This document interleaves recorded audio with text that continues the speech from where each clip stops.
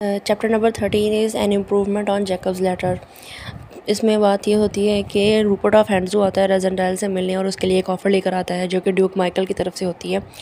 और वो कहता है कि ड्यूक माइकल ने आपको कुछ पैसे जो हैं ऑफ़र किए हैं, कुछ क्राउन्स ऑफ़र किए हैं कि आप ये जगह छोड़ के चले जाओ और ये सब मामला ख़त्म कर दो। तो रेजेंडाइल इनकार कर देता है। तो फिर रेजेंडाइल से अकेले में मुलाकात करता है रूपर्ट ऑफ हैंड्सू, जो कि लीडर होता है द सिक्स का, और आके ये ऑफ़र देता है, लेकिन रेजेंडाइल इनकार कर देता है। फिर रूपर्ट ऑफ हैंड्सू जाने लगता है तो हैंडशेक के लिए हाथ बढ़ाता है।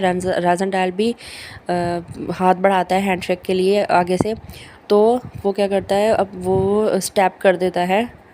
एक चाकू होता है उसके हाथ में, रूपर्ट ऑफ हैंड्सू के, वो शोल्डर में स्टैप कर देता है रेजेंडाइल के, और रेजेंडाइल ज़ख्मी हो जाता है और बेहोश हो जाता है। जब रेजेंडाइल की आँख खुलती है तो सामने देखता है कि जोहान होता है उसके, जैसे कि उन्होंने ट्रैप बिछाया हुआ था कि उस लेडी की बेटी उस जोहान को बुलाएगी, और जोहान वहाँ पे आ जाता है और उसके साथी जो है उसको पकड़ लेते हैं और कैद कर लेते हैं और रेजेंडाइल के सामने पेश कर देते हैं। रेजेंडाइल के पूछने पे जोहान बताता है कि according to the plan Jacob's ladder से किंग को मारने का मंसूबा बनाया गया है। और अब जैकब्स लैडर क्या है, उसने बोला there is an improvement on Jacob's ladder. एक इम्प्रूवमेंट की हुई है जैकब्स लैडर में। वो ये है कि जब एक ड्रॉब्रिज है जिसको लगाया भी जा सकता है, फिक्स कर दिया जा सकता है और अनफिक्स कर लिया जाता है, और ड्रॉब्रिज को जब क्रॉस कर देते हैं तो वहाँ पे दो रूम्स होते हैं, आउटर रूम और इनर रूम। आउटर रूम में कोई खिड़की वगैरह नहीं है, लेकिन जो वहाँ पे वो है भी खाली। और फिर उसके बाद वो जाता है इनर रूम में। इनर रूम में एक विंडो है और इनर रूम में किंग को रखा गया है, जिसके गार्ड के लिए 3 स्काउंड्रल्स वहाँ पे हर वक्त मौजूद रहते हैं। और वहाँ पे जो विंडो है, इनर रूम में जो विंडो है वो खुलती है, एक कर्व पाइप लगाया गया है उसमें, और वो कर्व पाइप जो है जिसको जैकब्स लैडर का नाम दिया गया है, वो कर्व पाइप जाके खुलता है नीचे खंदक में, जो कि 20 फीट की गहराई है उसकी, उस खंदक की। तो कहता है कि वो जैकब्स लैडर इस इम्प्रूवमेंट को कहा गया है जैकब्स लैडर। अब जैकब्स लैडर है क्या, हज़रत याकूब अलैहिस्सलाम की सीढ़ी।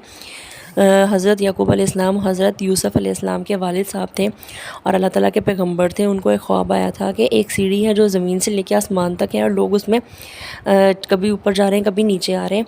तो ये जैकब्स लैडर वो सीढ़ी को आ जाता है। तो जैकब्स लैडर में ये इम्प्रूवमेंट की गई है कि वो कर्व पाइप बनाया गया है जिसको जैकब्स लैडर का नाम दिया, और नीचे जाके मोड में खुल रहा है वो, और इसको कहा गया है। तो इस चैप्टर में फिर हमें यही पता चलता है 13 चैप्टर में, जोहान जो है वो आके ड्यूक माइकल का जो प्लान है वो डिस्क्लोज़ करता है और आके बताता है कि किंग असल में छुपाया कहाँ पे हुआ है माइकल ने। Chapter number 14 is the night outside the castle.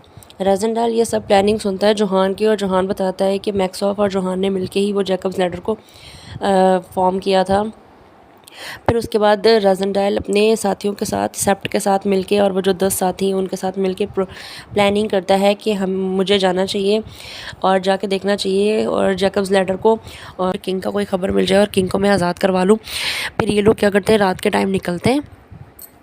Time निकलते हैं और एक साथ में रस्सी लेके जाते हैं कैसल ऑफ जेंडा में। ये जो होती है ड्रॉब्रिज और ये सब कुछ कैसल ऑफ जेंडा में होता है, और वहाँ पे जाते हैं और मोट के इर्द गिर्द जो होता है वो ज़ाहिर पानी होता है और जंगल भी होता है।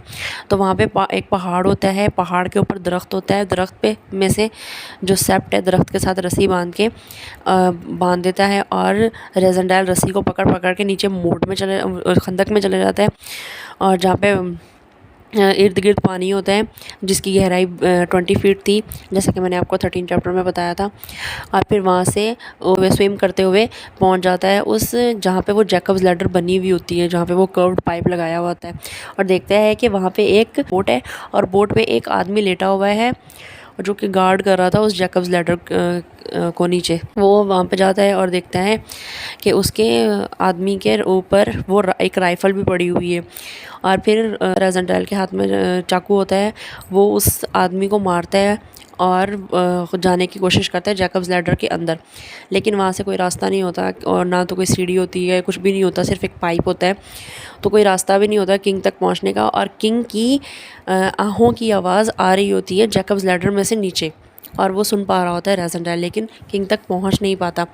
जो इस आदमी को मारा है वो होता है जोहान का भाई मैक्सऑफ।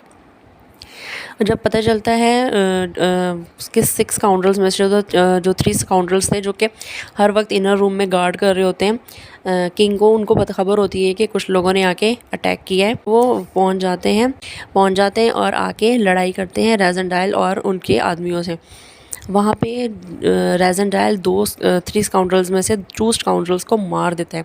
उनमें से एक रूपर्ट ऑफ हैंड्सू भी होता है। रूपर्ट ऑफ हैंड्सू का आमना सामना होता है रेज़ेंडाइल के साथ, और रेज़ेंडाइल को रूपर्ट ऑफ हैंड्सू अटैक करता है, और रेज़ेंडाइल जो उसके हाथ में जो भी हथियार होता है वो गिर जाता है। रूपर्ट ऑफ हैंड्सू के पास मौका होता है कि वो उसको कत्ल कर दे रेज़ेंडाइल को, लेकिन रूपर्ट ऑफ हैंड्सू ऐसा नहीं करता। रेज़ेंडाइल को लाइन बोलता है, you are a play act, कि तुम एक ड्रामेबाज हो, और ये कह के उसकी जान को छोड़ देता है, उसको मारता नहीं है और उसको जाने देता है। चैप्टर नंबर 14 में एक और भी बात जो इम्पोर्टेंट है वो ये कि जब पता चलता है प्रिंसेस फ्लेविया को कि ज़ख्मी हुआ है रेज़ेंडाइल, क्योंकि रूपर्ट ऑफ हैंड्सू ने वार किया था रेज़ेंडाइल पे, तो वो मार्शल स्टेकन्स के साथ टर्लिनहिम पहुंच जाती है रेज़ेंडाइल का हाल पूछने। Number 15 is I talk with a tempter. मैं एक भड़काने वाले से या डिस्ट्रैक्ट करने वाले से, वर्गलाने वाले से बात करता हूँ। इसमें वर्गलाने वाला कौन है? रूपर्ट ऑफ हैंड्सू, जिसकी बात होती है रेज़ेंडाइल के साथ। असल में फ्लेविया, जैसे कि मैंने बताया था कि प्रिंसेस फ्लेविया और मार्शल स्टेकन्स भी पहुँच जाते हैं टर्लिनहिम। तो प्रिंसेस फ्लेविया, रेज़ेंडाइल और मार्शल स्टेकन्स वॉक के लिए निकलते हैं, और वहाँ पर वो देखते हैं एक फ्यूनरल होता है, और फ्यूनरल किसका होता है? वो 6 स्काउंड्रल्स में से उन स्काउंड्रल्स का जिनको मारा होता है रेज़ेंडाइल ने रात को। तो वहाँ पे रूपर्ट ऑफ हैंड्सू भी होता है जो जा रहा होता है उस फ्यूनरल के, और वो रेज़ेंडाइल से मुलाकात करता है प्राइवेसी में, और कहता है रेज़ेंडाइल को कि मैं चाहता हूँ कि आप ड्यूक माइकल को मार दो जान से। तो रेज़ेंडाइल कहता है कि तुम तो उसके बड़े ख़ास बंदे हो, तो तुम ऐसा क्यों चाहते हो कि मैं ड्यूक माइकल को ख़त्म कर दूँ? तो कहता है कि मैं एंटोनिटी को पसंद करता हूँ, मैडम एंटोनिटी को पसंद करता हूँ, और एंटोनिटी पसंद करती है ड्यूक माइकल को। जब ड्यूक माइकल का ख़ात्मा हो जाएगा तो मेरा रास्ता खुल जाएगा एंटोनिटी मुबा से शादी करने का, और वो भी मुझे इनकार नहीं कर पाएंगी, क्योंकि अब वो ड्यूक माइकल की वजह से मुझे पता है मेरे साथ शादी नहीं करेंगी। तो इस वजह से मैं चाहता हूँ कि ड्यूक माइकल को आप ख़त्म कर दो, इसी वजह से मैंने आपकी जान को बख्शा था कल रात। तो ये वजह थी कि रूपर्ट ऑफ हैंड्सू रेज़ेंडाइल को क्यों जाने देता है और क्यों उसको मारता नहीं है मौका होते हुए भी।